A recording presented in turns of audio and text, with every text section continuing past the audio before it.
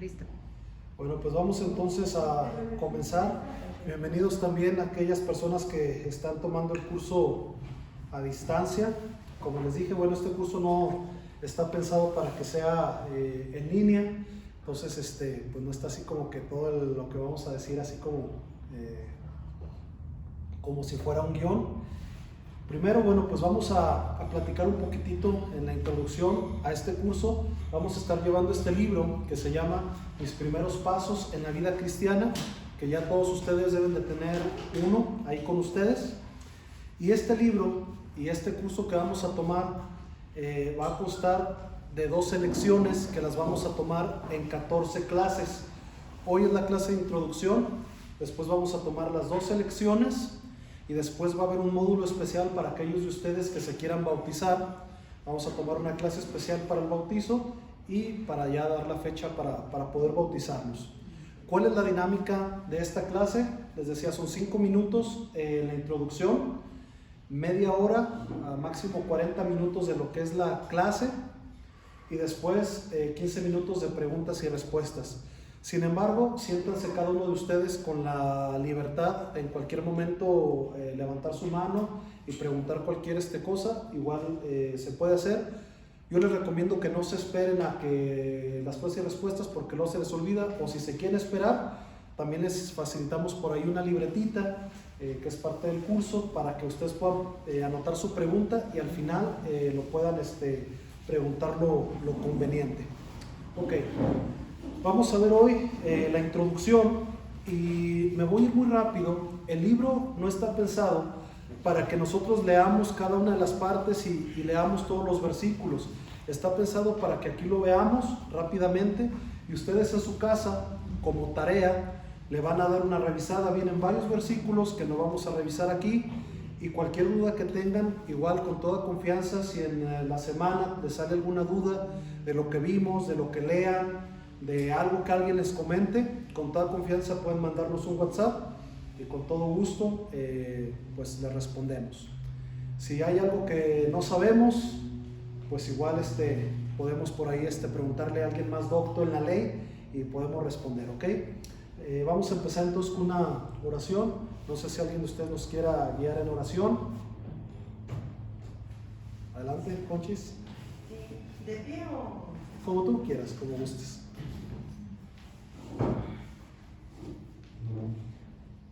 Amantísimo Cristo, en este día te pedimos, Señor Jesús, que nos dé sabiduría para aprender de este curso que nos están haciendo favor de compartir, de enseñar, Señor Jesús. Danos sabiduría, danos entendimiento, Señor, para poder que sea de beneficio para nuestra persona, para las demás personas que podamos compartir, Señor, para las personas que no están bautizadas. Gracias, Señor Jesús, por estos tiempos, Señor, tan bonitos, en este aprendizaje, Señor. Te damos las gracias porque estamos aquí, Señor. Te pido por cada uno de mis compañeros, Señor, que seamos un equipo unido, y gracias primeramente a ti, mi Cristo bendito, que estás con nosotros, en el nombre poderoso. Gracias, Señor Jesús, y gracias a Luis. Amén. Amén, Señor. Ok, bueno, vamos entonces a la primera página de su libro y aquí vamos a encontrar primero la lección de orientación. Lo primero que nosotros debemos de saber y poder explicar es el plan de salvación. La Biblia va a tener siempre un tema central y ese tema central se va a basar en toda la Biblia en una realidad, y esa realidad se basa en que Dios es perfecto, Dios es santo, santo, santo, y Dios nos creó a su imagen y semejanza. Sin embargo, el hombre en su desobediencia pecó y fue destituido de la gloria de Dios, y hay una ruptura a causa del pecado entre el hombre y Dios. Y en la Biblia se van a narrar diferentes profecías, diferentes promesas de parte de Dios de que va a haber un tiempo de reconciliación, y esa reconciliación viene a través de Cristo Jesús. No me voy a meter mucho en el tema, pero en el Antiguo Testamento las personas debían ofrecer algunos sacrificios para cubrir sus pecados. Podía ser había diferentes tipos de ofrenda y diferentes tipos de animales que se podían ofrecer, pero básicamente lo que se hacía es que esa ofrenda cubría los pecados. Pero con Jesucristo lo que pasa es que Jesús es el Cordero de Dios, que no conoció pecado, que no conoció mancha, que es inmolado, y Él quita el pecado del mundo, quita nuestro pecado y nos acerca a Dios a través del Espíritu Santo.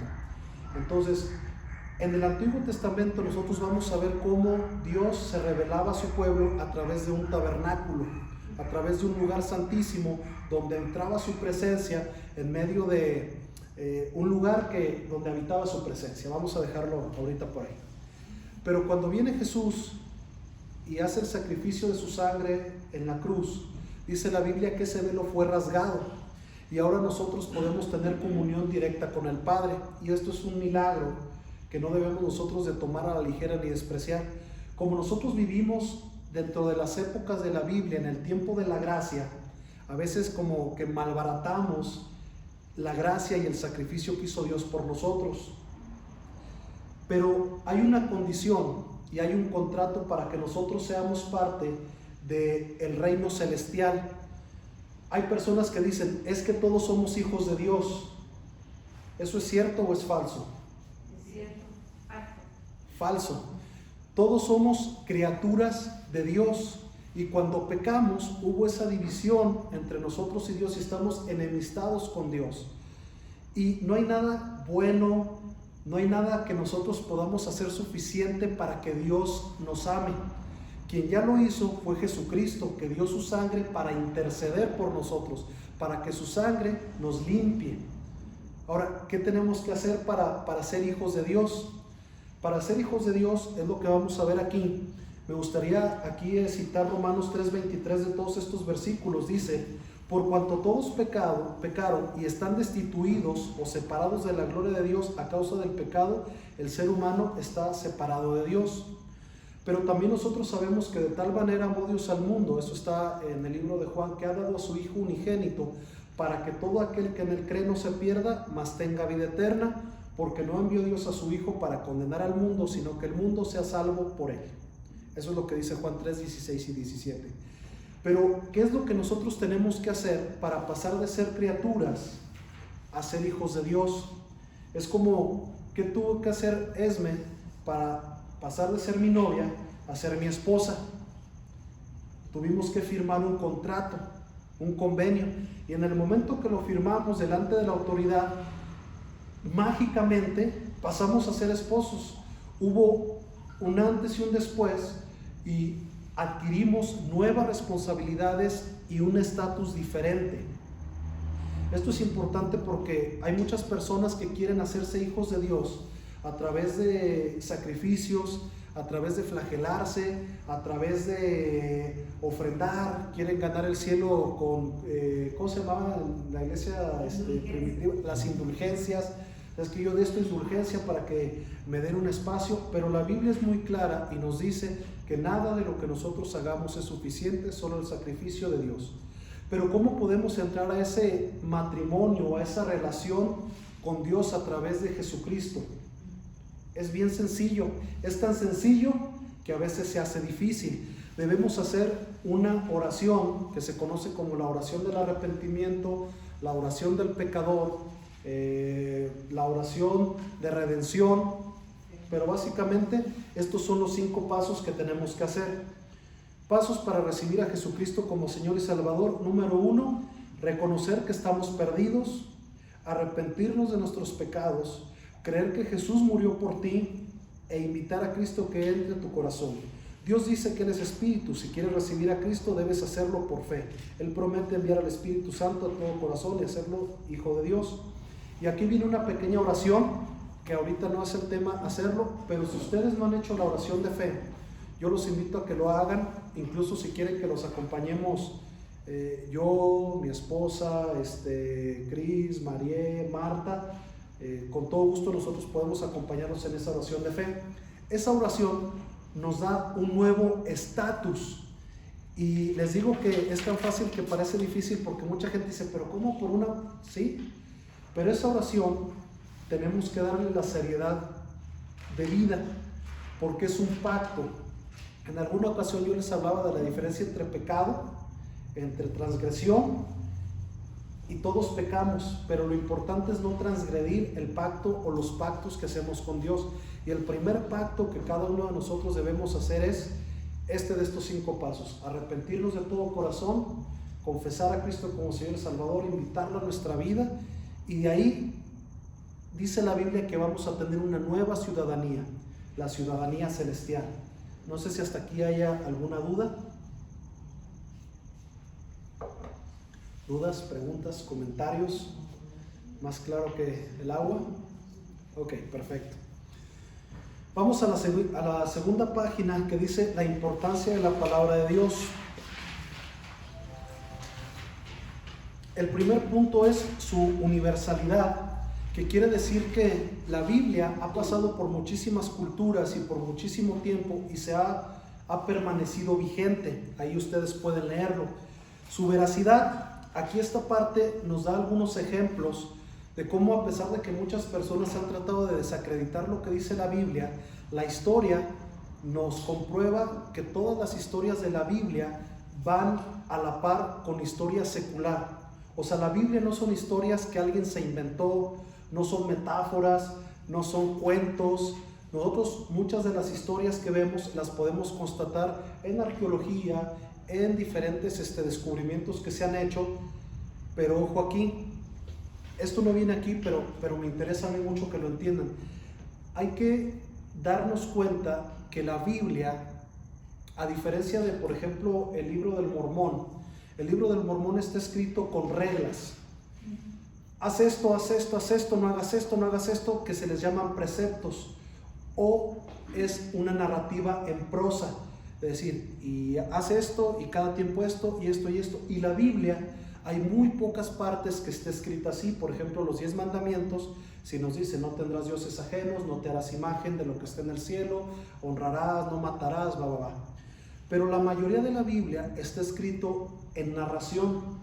Nos está narrando historias para que nosotros podamos extraer de ahí la verdad bíblica que aplica para nuestras vidas.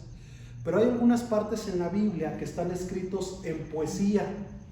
Entonces tenemos prosa, tenemos narración y tenemos poesía. De ahí, de esos 3, se van a desprender otros, pero no nos vamos a meter en esos rollos en este curso básico. Lo que quiero que entendamos es que hay textos en la Biblia que son poéticos y no podemos nosotros pretender o pensar que está hablando literal. Les pongo un ejemplo.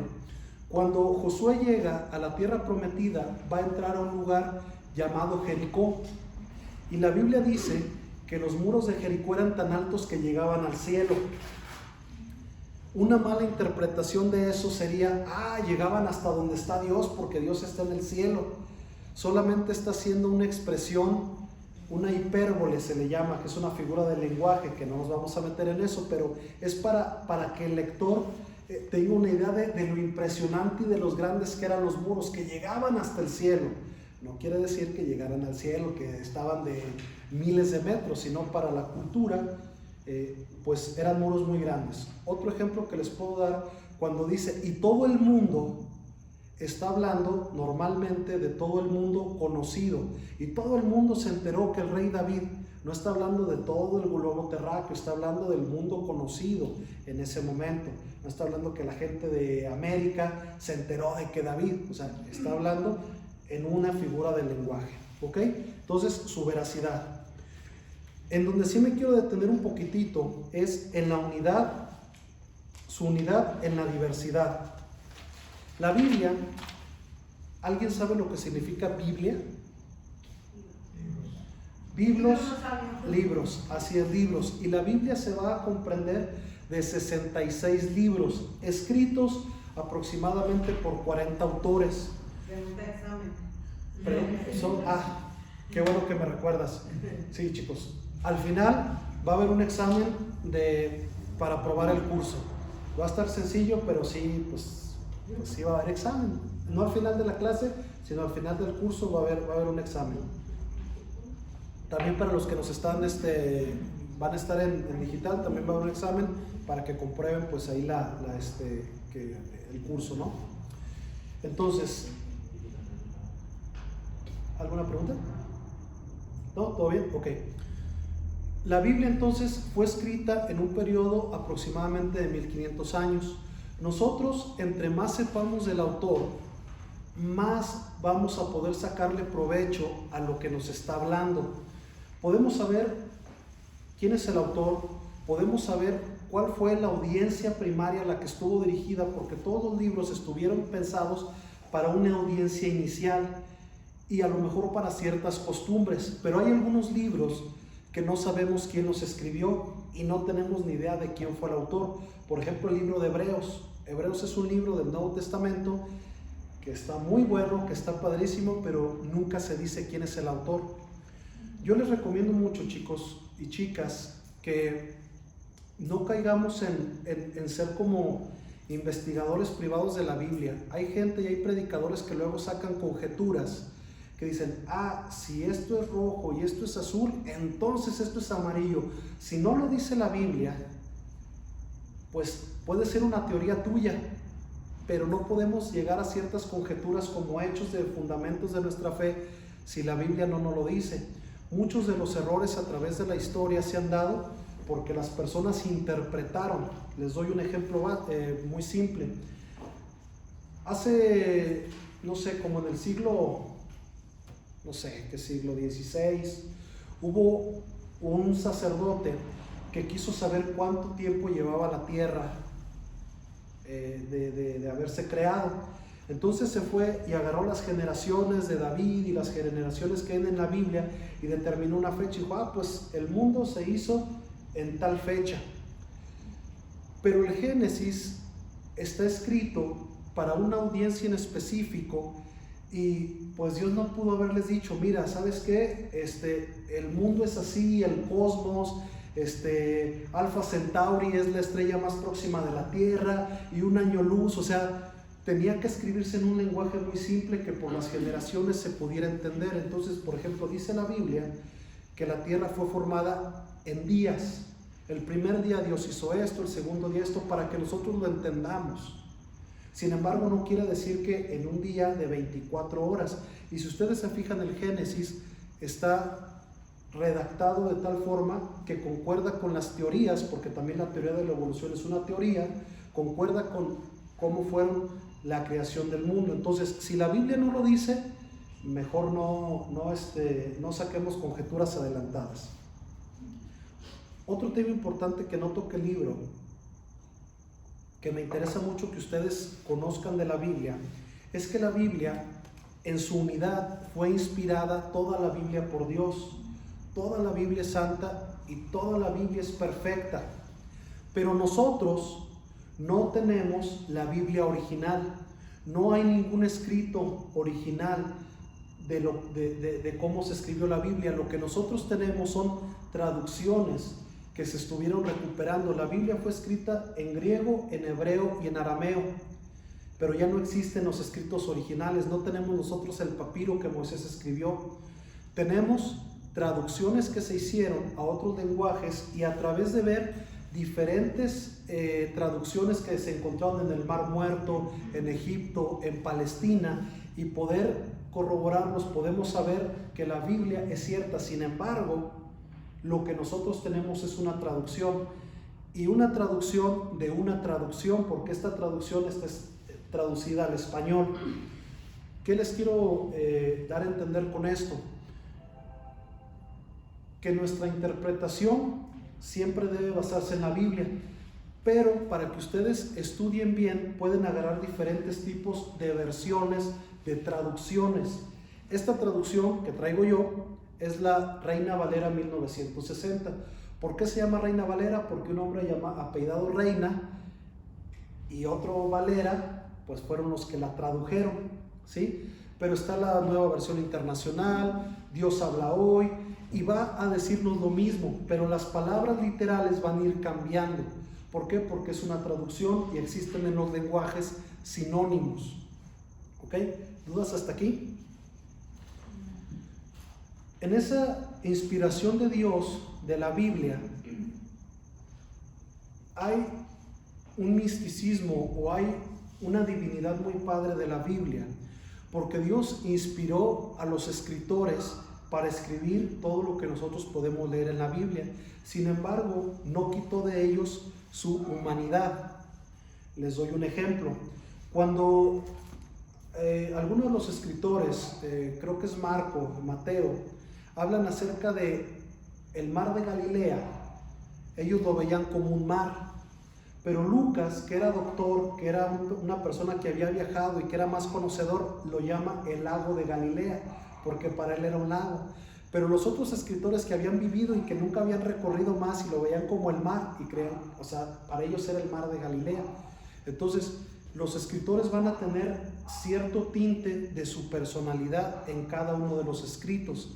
Y eso es lo increíble de la Biblia, que a pesar de que cada autor puso un tinte de su personalidad en el escrito, la Biblia nunca se contradice y la Biblia va teniendo siempre un mismo tema, que es el pecado del hombre, la redención y el amor de Dios a través de su Hijo Jesucristo y el plan de salvación para cada uno de nosotros y la vida después de este mundo. Entonces, ese es, digamos, su divinidad. Moralidad, perpetuidad, poder transformador, eso ya lo pueden leer ustedes. Si tienen alguna duda me pueden decir. Su poder transformador, hay algo muy padre en la Biblia y es una promesa de Dios que dice que su palabra nunca volverá vacía. La Biblia es como una espada de doble filo que atraviesa los tuétanos.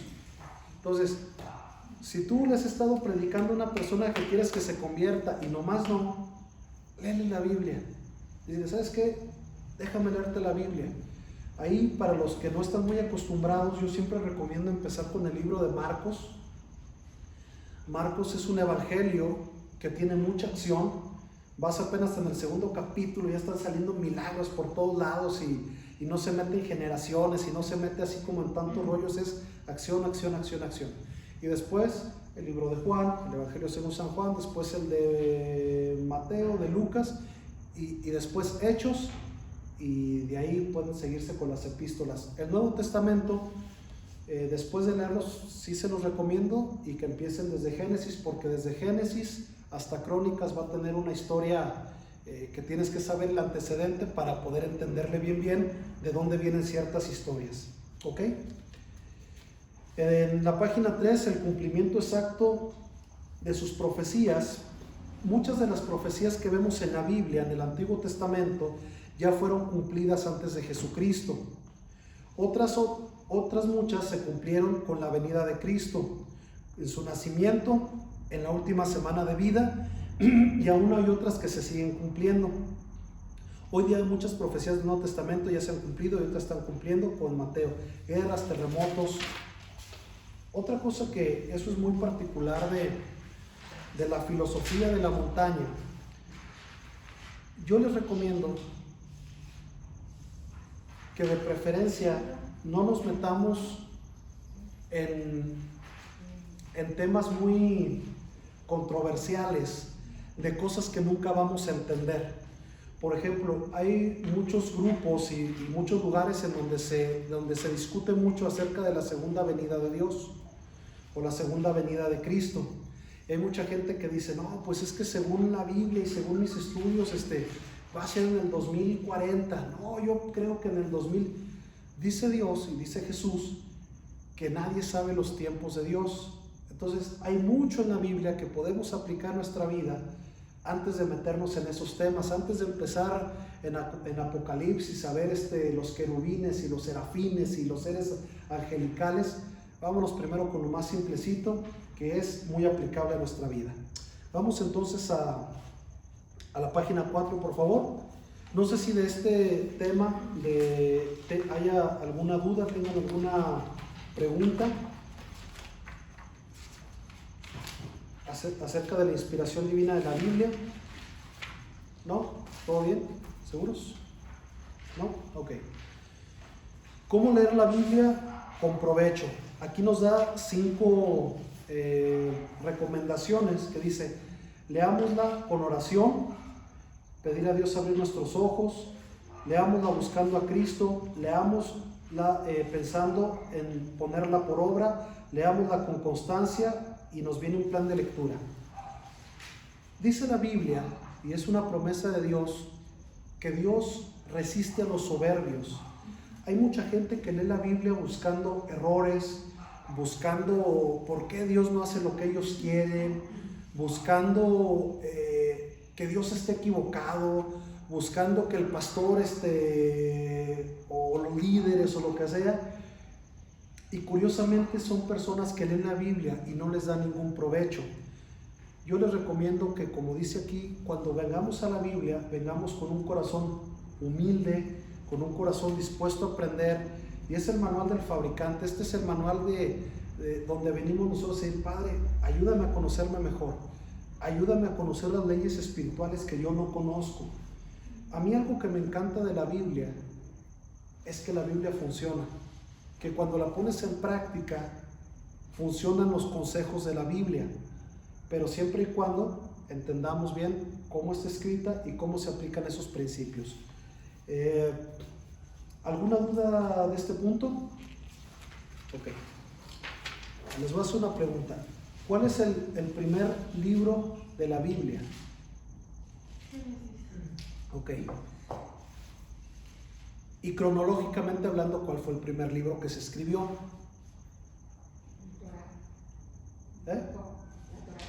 No, hubo un libro antes de la Torá. La Torá la entendemos como el Pentateuco, los primeros 5 libros que escribió Moisés, que son Génesis, Éxodo, Levítico, Número, Deuteronomios, y los libros históricos que vienen siendo hasta los profetas menores. Esa es la Torá. Pero A mí me acuerdo, tiene un nombre raro. no. El primer libro escrito sí está en la Torá, y es el libro de Job. Históricamente el primer libro que se escribió es el libro de Job. Entonces, algo importante aquí es que los libros de la Biblia no están escritos en el orden cronológico en el que se escribieron. ¿Cuál fue el último libro de la Biblia que se escribió?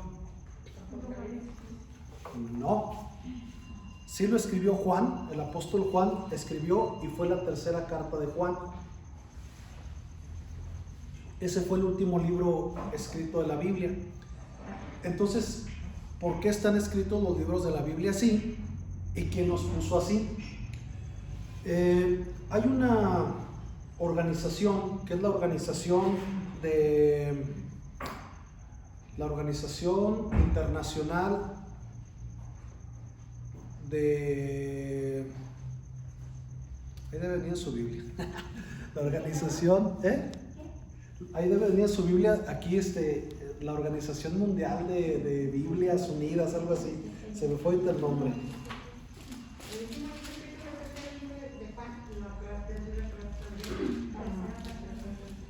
Sociedades Bíblicas Unidas. Esa es la sociedad bíblica. Hay una sociedad que es la que se encarga de repartir Biblias, regalar, ver las traducciones, autorizarlas. Y estos eruditos son doctores en la ley, son eruditos, son personas que han dedicado su vida a las traducciones exactas, a ver que la Biblia sea traducida perfectamente. Y ellos determinaron este tipo de orden. ¿Para qué? Para que sea más fácil estudiarlo. Cuando Pablo, por ejemplo, escribió alguna epístola, no crean que le puso capítulo 1, versículo 1, versículo 2. Estas sociedades bíblicas dividieron la Biblia también en capítulos y versículos para que fuera más fácil para nosotros poder estudiarla. Algo que a mí me gusta hacer, yo tengo por ahí un software bíblico, y cuando voy a leer una carta del Nuevo Testamento, ahí en el software le puedo quitar los capítulos, le puedo quitar los versículos, le puedo quitar los títulos, o sea, lo veo tal cual Pablo lo escribió, pero en español, y la verdad es que te da una visión mucho más, diferente, porque te da un sentido corridito de cómo lo escribió, pero está escrito en capítulos para que nosotros podamos decir. Imagínense que les diga, pues, a ver, más o menos por donde fue la muerte de Ezequías, no, está escrito en capítulos y versículos para que nosotros podamos decir, ¿sabes qué? Vamos a Segunda de Reyes, capítulo 21, versículo 14, y la podamos estudiar. Pero en el original no estaba dividida así. Y tampoco está puesta en orden cronológico, está dividida para que nosotros podamos estudiarla. ¿Cómo se divide la Biblia? La primera división es en el Nuevo Testamento, bueno, Antiguo Testamento y Nuevo Testamento. El Antiguo Testamento, si vamos a su página 5, ustedes que están en digital, pues ya van a tener su material, pueden ver que el Antiguo Testamento les decía lo que se conoce como la Torá, que es el Pentateuco, que son los primeros 5 libros. Después los históricos, que va desde Josué hasta Esther. Los poéticos, Job, Salmos, Proverbios, Eclesiastés y Cantares. Profetas mayores y profetas menores. Ahora, ¿por qué se llaman profetas mayores y menores? ¿Alguien sabe? Porque los mayores eran más chidos, los menores menos chidos. Simplemente se les llama así por el grosor del libro. Los profetas mayores escribieron más, tienen más capítulos, y los profetas menores escribieron bien poquito. Entonces por eso, nada más por eso, no significa que los mayores son más inspirados, tienen más poder, tienen más relevancia, y los menores andaban, no, simplemente es porque los profetas mayores, Isaías, Jeremías, Ezequiel, Daniel, escribieron más, y los profetas menores escribieron, pues hay unos que son hasta nada más de un solo capítulo. ¿Ok? ¿Dudas hasta aquí? ¿Preguntas? El Antiguo Testamento, todo esto era en Torah, o es en Torah. Así es. Génesis, Éxodo, Levítico, Deuteronomio, Josué, Jueces, Ruth, Primera, Segunda de Samuel, Crónicas, Esdras, Nehemías, Esther, hasta Malaquías. Esa es la Torah. ¿La Torah? La Torah, sí. Ahí para los judíos no es tema para nosotros, pero recordemos que había Torah escrita y Torah hablada. Pero no nos vamos a meter en esos rollos, o sea, no es parte de este curso. Pero digo, si tiene alguna específica, sí la podemos ver. Ok, y el Nuevo Testamento se va a dividir en los 4 evangelios, que aquí los 4 evangelios, hay que saber que no los 4 evangelistas no caminaron con Jesús los 4. Hay algo que me gusta mucho también de esta parte de la Biblia, de los evangelios, y hasta en Lucas, que dice Lucas nunca caminó con Jesús. Sin embargo, Lucas, al ser doctor y al ser investigador, dice él en el primer capítulo, que él investigó todo con diligencia para darnos a conocer las cosas ciertísimas acerca de lo que nos va a empezar a redactar. O sea, Lucas, después de que pasó todo lo de Jesucristo, empieza a preguntar y a hacer un ejercicio científico de entrevistar a personas. Oye, ¿tú fuiste a la montaña? Sí. Oye, ¿y el pastor cómo era? Oye, y empieza a ver las historias. Algunas historias en estos 4 evangelios no concuerdan exactamente, hay algunas diferencias. Esto es porque muchas de ellas son, digamos, escritas a la percepción de la persona que está escribiendo y a la percepción de la persona a la que entrevistaron. Les pongo un ejemplo. ¿Alguien de los que vinieron ayer se acuerdan de qué color traía Gibran su playera? Ay, creí, lo traes bien checadito. ¿Y los zapatos? Yo como que me acuerdo que eran cafés. Pero alguien puede decir, no, son negros. Y está muy estudiado que la mente es muy engañosa, pero muy engañosa. Yo tomé todo un curso de disrupción, y la mente es bien fácil de engañar. O sea, yo puedo sembrar ideas en su mente como gestal, y la mente rellena espacios y hace un chorro de cosas. Si Cristo hubiera dicho era roja, les apuesto que muchos de ustedes hubieran pensado y su cerebro les hubiera coloreado el rojo. Pero estas pequeñas diferencias no vienen a ser fundamentales en la historia bíblica. Por ejemplo, podrá decir, es que había 2 personas con Jesús, y otro de los evangelistas puede decir, no, había 4. No, simplemente puede ser una diferencia. ¿Por qué? Por cómo se redactó, a lo mejor está hablando de ese mismo lugar, pero 2-3 minutos. Por ejemplo, si alguien viene a las 7:10 y dice, aquí hay 12 personas y se va, y viene otra persona ya con estos, no eran 15, pues es que hay una diferencia de 2-3 minutos, ¿no? Pero no son fundamentales. Después histórico, que es Hechos lo escribe el mismo Lucas. Las epístolas paulinas, que todas estas las escribe Pablo. Pablo, Saulo de Tarso, su conversión la podemos ver en los libros históricos de Hechos, epístolas generales, Hebreos, Santiago, Pedro, Juan y Judas, y los proféticos, que son Apocalipsis. Y aquí dice, leyendo 3 capítulos diarios y 4 sábados y domingos, leerás toda la Biblia en un año. Memorización por temas. Antes era muy común que en las iglesias las personas se aprendieran versículos. Es toda una bendición. Es toda una bendición. O sea, dice Gálatas que hay una lucha entre la carne y el espíritu. Y si tu mente está llena de puras cosas de la carne, pues a la hora de los trancazos, pues va a ganar la carne. A la hora que tengas la tentación, el pecado, pues te va a ganar la carne. Pero si tú tienes en tu mente versículos, entre más versículos te puedas aprender, memorizar, aplicar, mucho mejor. Y aquí vienen algunos temas que ustedes pueden ver, memorizar. Realmente no los voy a ver porque eso es de cada quien, ¿no? O sea, habrá quien le guste más ciertos temas o batalle con ciertas concupiscencias, como dice Santiago, y se irá a ciertos versículos que le ayuden más.